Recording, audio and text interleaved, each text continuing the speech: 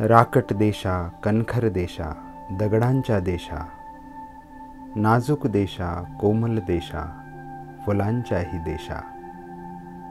कवी गोविंदाग्रजांनी लिहिलेल्या महाराष्ट्र गीतांमधील या ओळी जिथे तंतोतंत खऱ्या ठरतात, असं हे सुधागड वन्यजीव अभयारण्य.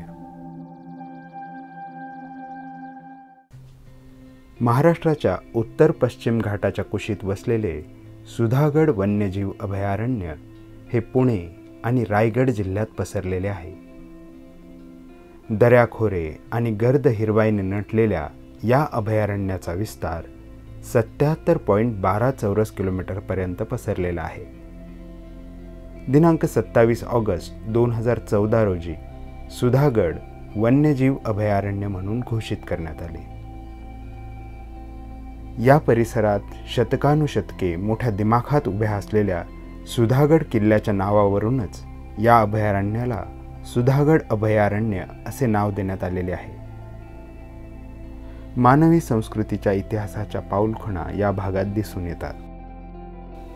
सुधागड अर्थात पूर्वीचा भोरबगड हा किल्ला इसवी सन पूर्व काळातील 2ऱ्या शतकात बांधला गेला असल्याचा अंदाज वर्तविण्यात येतो.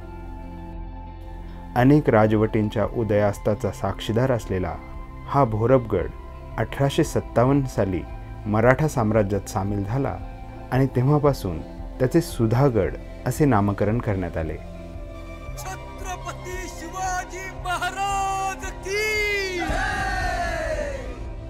रायगडापूर्वी छत्रपती शिवाजी महाराजांकडून सुधागडचा राजधानी म्हणून विचार करण्यात आल्याचे अनेक इतिहासकार सांगतात. आजही सुधागड पुरातत्व शास्त्रज्ञांना, इतिहास अभ्यासकांना आणि भटक्या पर्यटकांना आकर्षित करतो.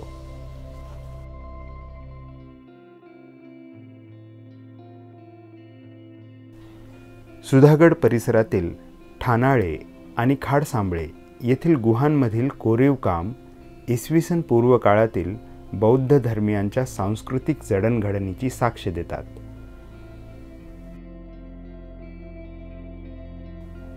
भिंतीच्या आकारातील उत्तुंग तैलबैला हा बसाल्ट खडकांचा पर्वत पर्यटकांना नेहमीच भुरळ पाडतो. पावसाळा येताच सुधागड अभयारण्य अधिकच रमणीय होऊ लागते. सर्व कड्यांवरून कोसळणारे धबधबे आणि खळाळत वाहत जाणारे ओढे नाले या परिसराचे सौंदर्य द्विगुणित करतात. सुधागड अभयारण्य हा जैवविविधतेने संपन्न असा प्रदेश आहे. महाराष्ट्र राज्याचा राज्यपशु म्हणून ओळखला जाणारा शेकरू अर्थात इंडियन जायंट स्क्विरल या भागात अगदी सहज नजरेस पडतो. 500हून अधिक वृक्ष, वेली, औषधी वनस्पती, पक्षी, कीटक, सस्तन प्राणी, उभयचर प्राणी, सरपटणारे प्राणी आणि मत्स्य प्रजातींचे हे हक्काचे घर आहे.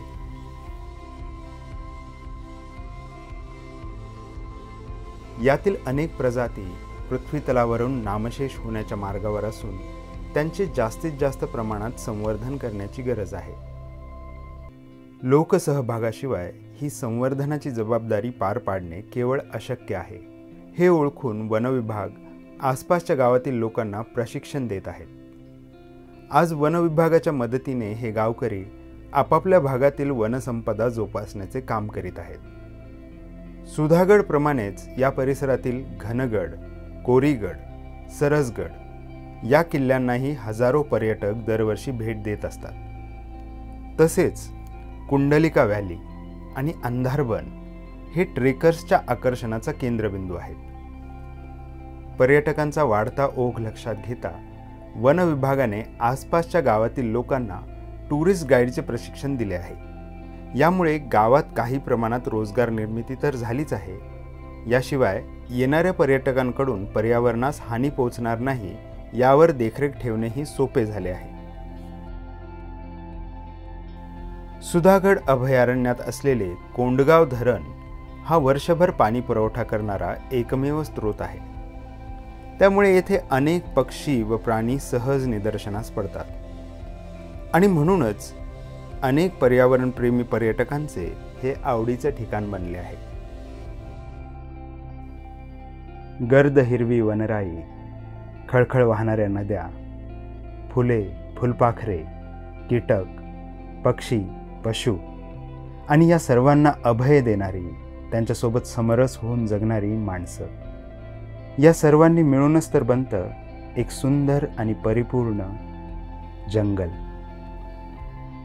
आयुष्याचा एक अविस्मरणीय असा अनुभव घ्यायला एकदा तरी इथे यायलाच हवं. सुधागड वन्यजीव अभयारण्य आपल्या स्वागतासाठी सज्ज आहे.